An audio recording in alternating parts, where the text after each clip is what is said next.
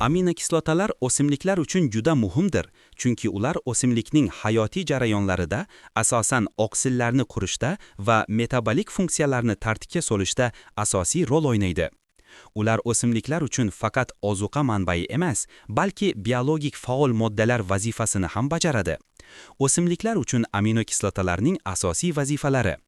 Aminokislotalarning o'simlik hayotidagi eng muhim funksiyalari quyidagilardir. Oksillarni qurish bloki. Asosiy vazifasi aminokislotalar oksillarning, proteinlarning qurilish materialidir. Oksillar esa o'simlik hujayralari, fermentlar va barcha ichki tuzilmalarning asosi hisoblanadi.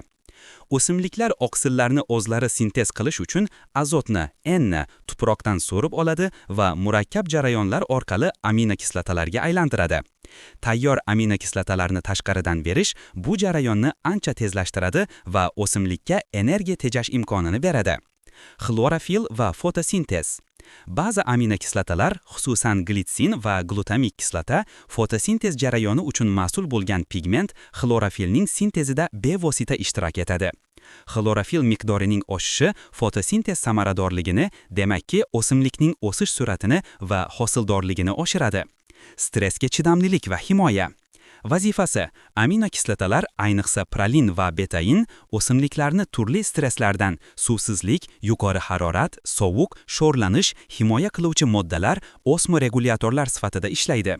Stressli sharoitlarda bu aminokislotalar hujayra ichidagi suv muvozanatini saqlashga yordam beradi va o'simlikning shikastlanishini kamaytiradi. Gormonlar va o'sish regulyatsiyasi. Vazifasi: ba'zi aminokislotalar, masalan, triptofan, o'simliklarning asosiy o'sish gormoni bo'lgan auksin sintezi uchun boshlang'ich material, prekursor hisoblanadi. O'simlikning ildiz otishi, kurtaklanishi va barglari rivojlanishini tartibga solishga yordam beradi. Ozuqa moddalarini tashish, xillatlovchi ta'sir. Vazifasi: aminokislotalar, ayniqsa past molekulyar og'irliklilari, mis, rux, temir kabi mikroelementlar bilan birikib, ularni xillatlash, bog'lash xususiyatiga ega. Xillatlangan mikroelementlar o'simlik tomonidan tuproqdan osonroq so'rib olinadi va o'simlik tanasi bo'ylab samarali tashlanadi, bu esa ozuqa moddalarini o'zlashtirish samaradorligini oshiradi. Nima uchun tashqaridan beriladi? O'simliklar barcha zarur aminokislotalarni tuproqdagi noorganik azotdan sintez qila olsalar ham, tayyor organik shakldagi aminokislotalarni qo'llash quyidagi imtiyozlarni beradi.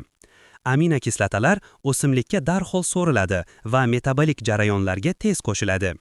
Energiya tejash. O'simlik azotni so'rib, uni aminokislotalarga aylantirish uchun sarflaydigan katta miqdordagi energiyani tejaydi. Stressni yengillashtirish. O'simliklar yuqori stress ostida bo'lganida o'z aminokislotalarini sintez qilish qobiliyati pasayadi. Bu vaqtda tashqi aminokislotalar tez yordam vazifasini o'taydi. Aminokislotalar, ayniqsa ekinlarning gullash, meva tugish kabi muhim bosqichlarida yoki atrof muhitning noqulay sharoitlarida katta foyda keltiradi.